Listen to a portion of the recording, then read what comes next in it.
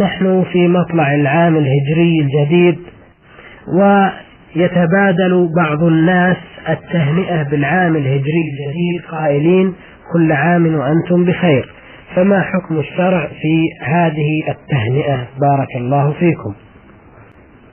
فالتهنئة بالعام الجديد لا أعلم لها أصلا عن السلف الصالح، ولا أعلم شيئا من السنة أو من الكتاب العزيز يدل على شرعيتها، لكن من بدأك بذلك فلا بأس أن تقول وأنت كذلك، إذا قال لك كل عام وأنت بخير أو قال كل عام وأنت كل بخير فلا مانع أن تقول له وأنت كذلك، نسأل الله له ولك كل خير أو ما أشبه ذلك. أما البداءة فلا أعلم لها أصلا.